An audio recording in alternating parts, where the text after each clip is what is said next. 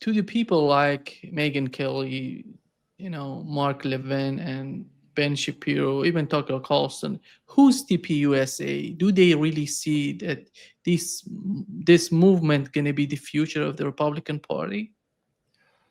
TPUSA is not really a movement, but they're able to put on these Super Bowl style extravaganzas because they have so much money. Without Charlie Kirk as their charismatic frontman, they don't really have any convincing figure who's directly affiliated with their organization. What there are a series of avaricious grifters who are carrying out very profitable venture where they're raking in tons of money off of the tomb of Charlie Kirk and then channeling it through a series of LLCs to either conceal the donors or to conceal how much they're paying themselves, also through a series of ghost or shell nonprofits that have no employees in order to pay themselves eye-popping salaries. I mean, that's something that took place when Charlie Kirk was there, but now they don't. They're like a very profitable ghost ship. They've installed Charlie Kirk's wife, Erica Kirk, as the CEO so that they can just keep coasting off his name. But at all of their major events, they need to fill the seats by bringing highly influential celebrity MAGA personalities. So whether it's J.D. Vance or they recently had Eric and Laura Trump. Who else have they had? Glenn Beck.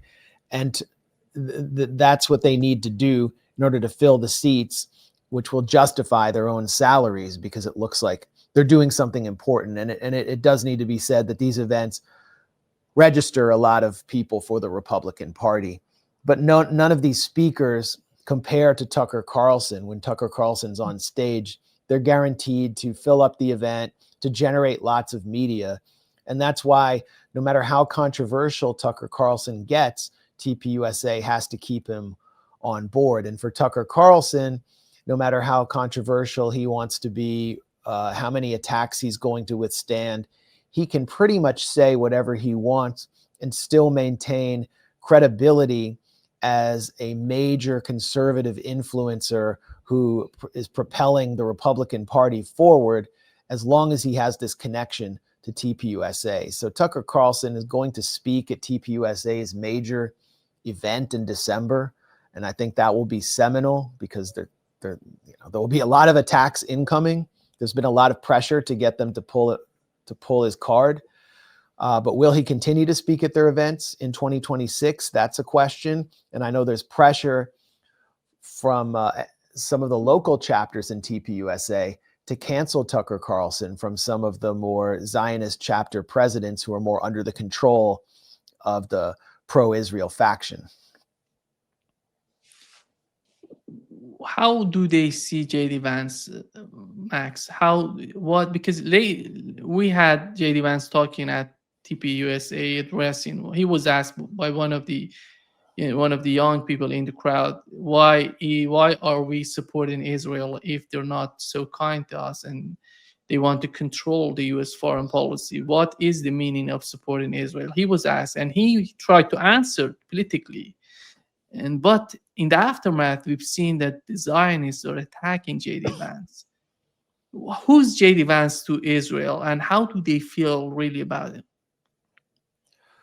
Well, the context here is that at these TPUSA events, young members of the Groypers, the movement that follows Nick Fuentes, who are anti-Israel from an America First point of view, and fairly anti-Jewish as well, religiously sectarian.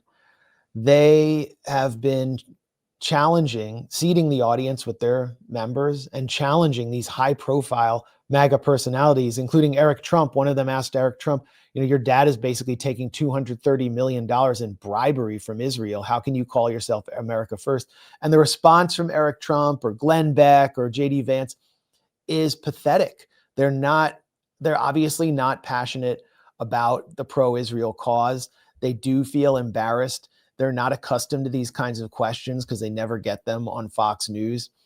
And J.D. Vance frightened the Zionist elite that has been controlling the Republican Party on these issues with his responses to a young Groyper who asked him about ethnic cleansing in Gaza and said Jews are not our allies. He said he didn't even challenge the idea of ethnic cleansing in Gaza. J.D. Vance is not actually personally very passionate about Israel. You could tell, actually, when he went to Israel as the babysitter to try to keep the momentum up to enforce this weak ceasefire that Trump inaugurated, J.D. Vance did not kiss the wall. He didn't go to the Western Wall this time.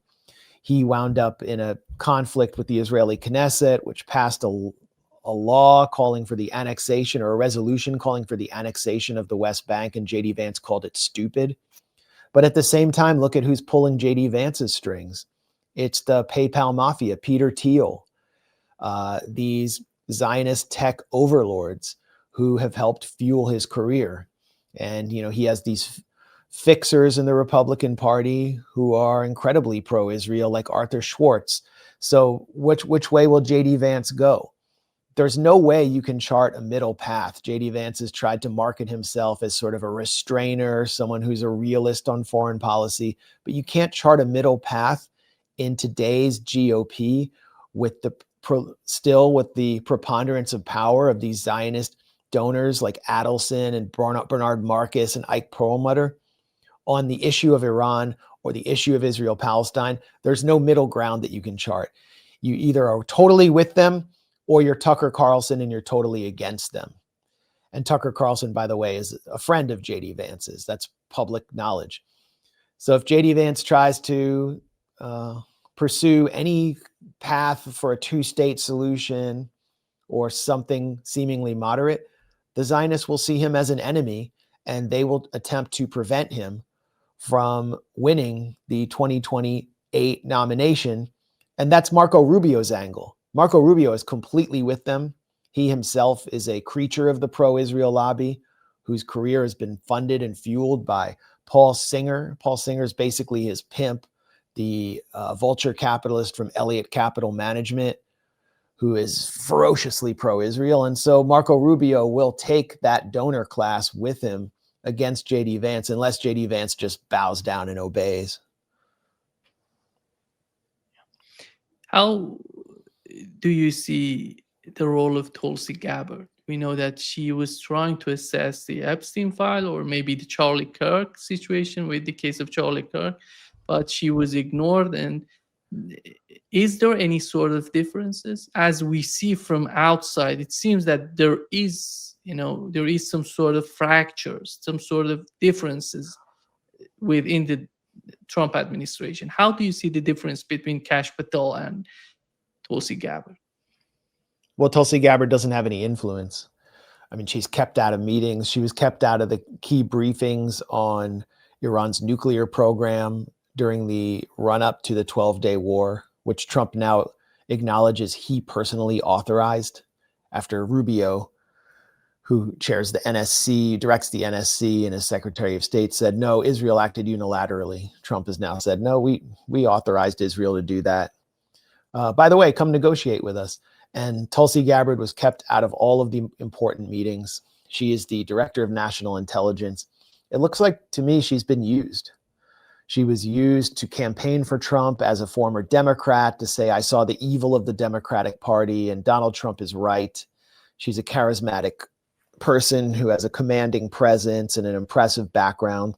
And now that she's in the administration, there's very little she can do to counteract the gears of the neocon war machine, which now has the largest and most advanced U.S. aircraft carrier, the USS Gerald Ford, in the Caribbean, ready to attack Venezuela. Tulsi Gabbard played an important role in helping to trigger this military show of force through an intelligence deception, which I consider to be the WMD deception of the Trump war on Venezuela. She declared that Nicolas Maduro, president of Venezuela, was in fact directing this mostly defeated Venezuelan gang, Tren de Aragua, and was using it to invade the United States through the migrant invasion. This was Trump's narrative during the campaign, and it's the underpinning of the Trump administration's designation of Nicolas Maduro and the Venezuelan government as narco-terrorists, which justifies this war. Tulsi Gabbard contradicted a declassified U.S. intelligence briefing, which found that Maduro had no connection to Tren de Aragua, was not involved with it. In fact, his security forces had been battling it. And she fired the 2 U.S. intelligence officers or researchers who authored that report in order to pave way for this phony designation of Venezuela as narco-terrorists, which is justifying the killing of people on fishing boats in the Caribbean and may soon serve as justification for strikes inside Venezuela. So this is someone who personally opposed the U.S. attack on Venezuela, criticized U.S. sanctions on Venezuela, made her name condemning U.S. threats against Iran, the U.S. Saudi British war on Yemen. She has now walked back everything she ever said in order to hold this position under Trump, in which she is kept out of key meetings. And that, to me, seems very unprincipled.